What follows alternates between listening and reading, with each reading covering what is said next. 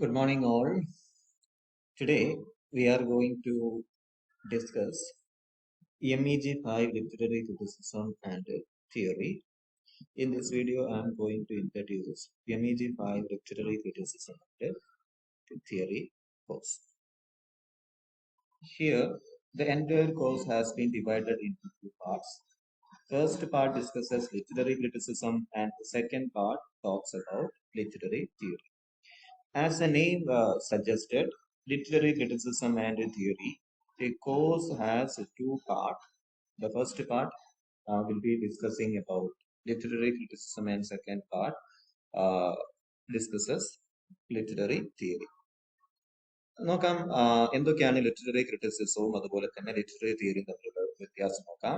ഞാൻ പറഞ്ഞു literary criticism first part അല്ലെ MEG 5 ഫസ്റ്റ് പാർട്ട് ഡിസ്കസ് ചെയ്യുന്നത് ലിറ്റററി ക്രിറ്റിസിസം ആണ്. സെക്കൻഡ് പാർട്ട് ഡിസ്കസ് ചെയ്യുന്നത് ലിറ്റററി തിയറിയാണ്. ഓക്കെ, അപ്പൊ നോക്കാം എന്താണ് അവ തമ്മിലുള്ള വ്യത്യാസം എന്താണ്. What are the differences between literary criticism and literary theory. അപ്പൊ ലിറ്റററി ക്രിറ്റിസിസം എന്ന് പറയുന്നത് this is a set of rules and regulations to evaluate and interpret literary work. അപ്പോൾ ലിറ്റററി ക്രിറ്റിസിസം എന്ന് പറയുന്നത് it is a set of rules ആണ്, group of rules and regulations ആണ് to evaluate and interpret literary work. ഒരു വർക്കിനെ evaluate ചെയ്യുക, whether it is good or bad അല്ലെ. അതുപോലെ തന്നെ ഇന്റർപ്രറ്റ് ചെയ്യുക, ഇന്റർപ്രിട്ടേഷൻ ഓഫ് മീനിങ് അല്ലെ. പലപ്പോഴും റീഡേഴ്സിന് അല്ലെ ഓഥേഴ്സിന്റെ കോൺസെപ്റ്റ് മനസ്സിലാവണം, അവർ എഴുതിയിട്ടുള്ള ഒരു പ്രധാനപ്പെട്ട പോയിന്റുകൾ മീനിങ് മനസ്സിലാവണം. അപ്പൊ അത് ഇന്റർപ്രറ്റ് ചെയ്ത് കൊടുക്കുക, മീനിങ് പറഞ്ഞു കൊടുക്കുക. This is one of the primary objective of objectives of literary criticism. എന്നാൽ നോക്ക് തിയറി എന്താണ്. Theory is a set of principles uses for practical reading of a text like poem, short stories, essays, etc. അല്ലെ. നോക്കി നിങ്ങൾ ഇപ്പൊ literary theory എന്ന് പറയുന്നത് it is A set of principles ആണ്, ഡിഫറെന്റ് മെത്തേഡ്സ് ആണ്. എന്തിനു സജസ്റ്റ് ചെയ്യുന്നത്, എന്താണ് തിയറി ചെയ്യുന്നത് അല്ലെ.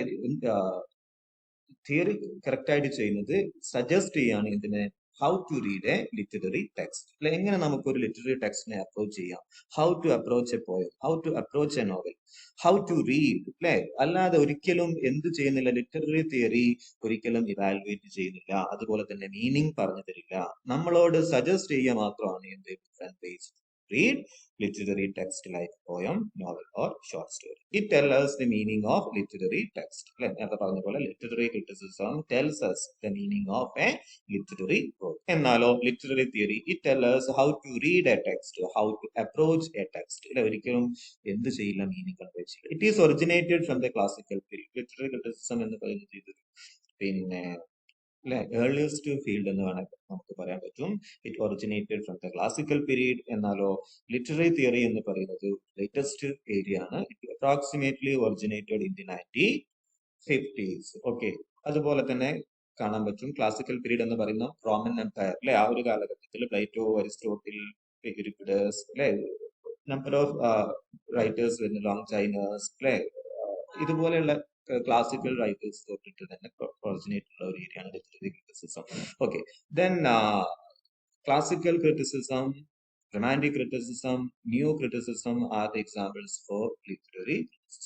ലിറ്റററി ക്രിറ്റിസിസത്തിന് എക്സാമ്പിൾ ആണ് classical criticism, romantic criticism, new criticism അല്ലെ. അപ്പൊ ഇവരൊക്കെ പറയുന്നത് ക്ലാസിക്കൽ ക്രിറ്റിക്സ് ആവട്ടെ, അവർ ഫോം ചെയ്തിട്ടുണ്ട് എന്ത് സെറ്റ് ഓഫ് റൂൾസ് റെഗുലേഷൻസ് ഒക്കെ എന്തിനു വേണ്ടിയിട്ട് ഇവാലുവേറ്റ് ചെയ്യാൻ, ഒരു വർക്കിനെ ഇവാലുവേറ്റ് ചെയ്യാൻ വേണ്ടിയിട്ട്.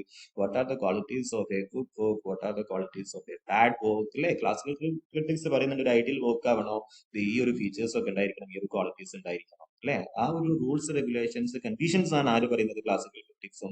അതുകൊണ്ട് റൊമാൻറ്റിക് ക്രിറ്റിക്സ് പറയുന്നത്, ഫോർ എക്സാമ്പിൾ ക്ലാസിക്കൽ ക്രിറ്റിക്സ് പറയുന്നുണ്ട് എന്ത് പിന്നെ ലിറ്റററി വർക്ക് എന്ന് പറയുന്നത് അത് പിന്നെ ഏത് ലാംഗ്വേജ് ആയിരിക്കണം, പോയറ്റിക് ഡിക്ഷൻ ഉപയോഗിക്കണം, പോയറ്റിക് ലാംഗ്വേജ് ആയിരിക്കണം. അതെന്താവാൻ പാടില്ല, not suppose to the language which we use in a day to day life. Day to ഡേ ലൈഫിൽ ഉപയോഗിക്കുന്ന ലാംഗ്വേജ് എന്ത് ചെയ്യാൻ പാടില്ല, we are not suppose to use in literary works like short stories, novel and poems.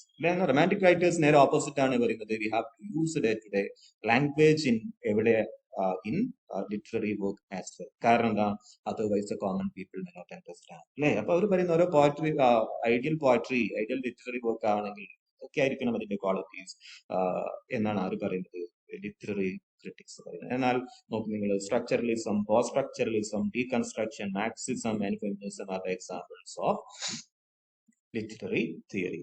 Structuralism പറയുന്നത് how to read a text അല്ലെ. Structuralism പറയുന്നത് if you want to get meaning If you want to read a text, you have to concentrate on structure. Post structuralism പറഞ്ഞ if you want to get meaning, if you want to read a text, എവിടെ നോക്കണം? You have to outside the text ആണ്, which means അങ്ങനെ fixed meaning ഇല്ല. ഒരു novel ആവട്ടെ, short stories ആവട്ടെ, poetry ആവട്ടെ, ഇതിന് ഫിക്സഡ് മീനിങ് ഇല്ല. Meaning varies based on the reader, റീഡേഴ്സിനനുസരിച്ച് മാറും. അതുപോലെ തന്നെ ഡീകൺസ്ട്രക്ഷൻ, മാർക്സിസം പറയുന്നു if you want to read a text, you have to emphasizes on the experiences of workers, working class. Feminism പറയുന്നു if you want to read a text, you have to emphasizes on the experiences and sufferings or treatment of women in a literary work. ഇങ്ങനെ how to read എന്നാണ് ഇത് പറയുന്നത് literary theory നിങ്ങൾ suggest ചെയ്തിട്ടുള്ളത്. Plato, Aristotle, Longinus, Dryden, Arnold are some contributors of literary criticism. Critics ആണ് ഈ പറഞ്ഞ Plato, Aristotle. അപ്പൊ ഇവരുടെ വർക്ക്സുകൾ തന്നെയാണ് നിങ്ങൾക്ക് ഇവിടെ അവരുടെ കോൺട്രിബ്യൂഷൻസ് ആണ്, അവരുടെ റൂൾസ് റെഗുലേഷൻസ് ആണ്, അവരുടെ കണ്ടീഷൻസ് ആണ് ഇവിടെ ലിറ്റററി തിയറിയിൽ ക്രിറ്റിസിസത്തിൽ നിങ്ങൾ പഠിക്കാനുള്ളത്.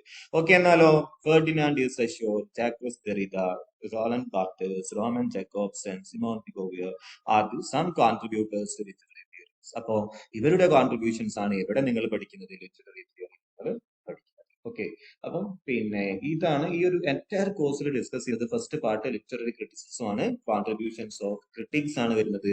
സെക്കൻഡ് പാർട്ട് ലിറ്റററി തിയറിയിൽ വരുന്നത് തിയറിസ്റ്റ് ആയിട്ടുള്ള Ferdinand de Saussure, Jacques Derrida തുടങ്ങിയ തിയറിസ്റ്റിന്റെ കോൺട്രിബ്യൂഷൻസ് ആണ് രണ്ടാമത്തെ പാർട്ടിൽ നിങ്ങൾക്ക് പഠിക്കേണ്ടത്. Okay, the MEG 5 literary criticism theory has been divided into 6 ബ്ലോക്കുകളായിട്ടാണ് വരുന്നത്. ഫസ്റ്റ് ഇൻട്രൊഡക്ഷൻ പറയുന്നു what is mean by literary theory and criticism, അതിനെ ഡിഫൈൻ ചെയ്യാണ്. ഇനി എക്സ്പ്ലനേഷൻ ആണ്, അതിന്റെ ഇൻട്രൊഡക്ഷൻ ആണ് നിങ്ങൾക്ക് എവിടെ കാണാൻ പറ്റുന്നത് തിയറിയെ കുറിച്ചും അതുപോലെ തന്നെ ക്രിറ്റിസിസത്തെ കുറിച്ച് ഇൻട്രൊഡക്ഷൻ ആണ്. Second one the classical criticism. ഇവിടെ ക്ലാസിക്കൽ ക്രിറ്റിക്സിന്റെ കോൺട്രിബ്യൂഷൻസ് ആണ് ഇവിടെ ക്ലാസിക്കൽ ക്രിറ്റിസിസം വരുന്നത്. പിന്നെ റൊമാൻറ്റിക് ക്രിറ്റിസിസം എന്ന് പറയുന്ന സമയത്ത് നമുക്കറിയാം വേർഡ്സ്വർത്ത്, അതുപോലെ തന്നെ ഷെല്ലി, ബൈറൺ, ഇവരുടെ ഒക്കെ ലിറ്റററി കോൺട്രിബ്യൂഷൻസ് ആണ്, തിയറീസ് ആണ്, കോൺട്രിബ്യൂഷൻസ് ആണ് റൊമാൻറ്റിക് ക്രിറ്റിസിസത്തെ കാണുന്നത്. പിന്നെ ന്യൂ ക്രിറ്റിക്സിന്റെ contribution, Marxist views of literature, feminist theories. ഇവിടെ അങ്ങോട്ട് പിന്നീട് എന്താണ് തിയറീസ് ആണ് വരുന്നത്. Marxist view of literature, feminist theories, deconstruction, contemporary literary theory. ഇപ്പൊ ഇതുപോലെ ഈ ഒരു 6 ബ്ലോക്കുകളായിട്ടാണ് ഈ MEG 5 literary criticism and theory divide ചെയ്തത്.